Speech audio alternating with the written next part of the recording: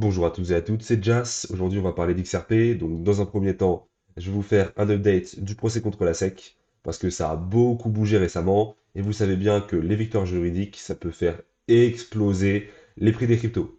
Ensuite, après ça, on va parler de la stratégie d'XRP et on va voir si elle sera gagnante dans le futur ou bien si au contraire, elle va faire chuter le prix du XRP. Mais avant de rentrer dans le vif du sujet, sachez que je fais des vidéos sur les actus et les opportunités crypto chaque semaine. Donc n'hésitez pas à vous abonner et à activer la cloche pour en rater aucune. Allez, on perd pas plus de temps, on commence de suite. Donc, vous le savez, XRP est en procès avec la SEC depuis pas mal de temps, et ce qui leur est principalement reproché, c'est de violer les lois sur les titres financiers américains. Je vais pas rentrer trop dans les détails, mais ce qu'il faut savoir, c'est que en juillet, un tribunal américain a donné raison à XRP, et dans la foulée, la SEC avait déposé une demande d'appel pour contester cette décision. Eh bien, très récemment, la justice américaine a refusé la contestation de la SEC, ce qui a donc confirmé la victoire d'XRP pour cette partie du procès. Donc, si vous n'avez pas compris, c'est une excellente nouvelle pour XRP.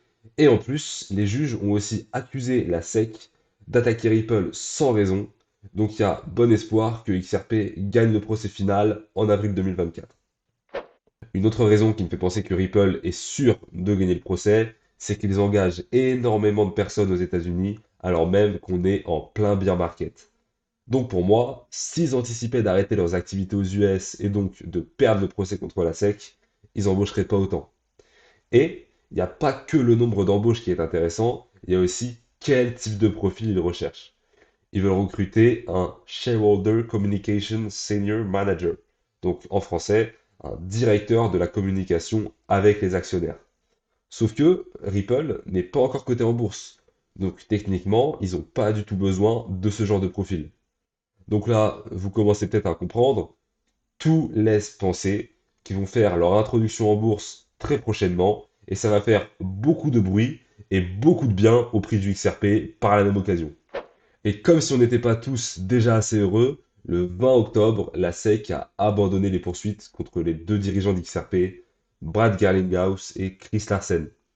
Donc, bon, on va pas vendre la peau de l'ours avant de l'avoir tué, mais là, ça sent quand même très très bon pour Ripple, et je le répète, mais s'il gagne le procès final, alors le prix du XRP va s'envoler comme jamais auparavant. Bon, là vous avez une idée de l'état d'avancement du procès. Maintenant, on va parler stratégie et perspectives d'avenir. Donc, récemment, XRP a obtenu une licence à Singapour, une des plus grosses places financières asiatiques. Ça peut paraître anodin, mais en fait, c'est une décision stratégique très intelligente. Pourquoi? Tout simplement parce que même si XRP gagne des victoires juridiques aux États-Unis, tout l'environnement politique et légal actuel est hostile aux cryptos. Et on le voit bien hein, avec tous les procès en cours contre les acteurs majeurs de l'industrie, comme l'exchange Coinbase ou encore Binance. Donc, la décision d'XRP de développer ses activités en Asie, en passant par Singapour, est brillante, car il faut rappeler qu'il y a presque 5 milliards de personnes qui vivent en Asie, donc c'est un marché colossal. Sans compter le fait qu'ils sont beaucoup plus ouverts aux cryptos que les Américains. Et tout ça, je ne sors pas de mon chapeau. Brad Garlinghouse, le PDG de Ripple, a lui-même annoncé que 80% des embauches étaient faites dans des pays où, je cite, le gouvernement soutient l'industrie blockchain et donne un cadre réglementaire clair. Donc personnellement, je trouve ça très intelligent de sa part, surtout si on regarde combien le procès contre la SEC a coûté à XRP. 200 millions de dollars. Et oui, vous avez bien entendu, 200 millions de dollars de frais d'avocat pour se défendre contre la SEC.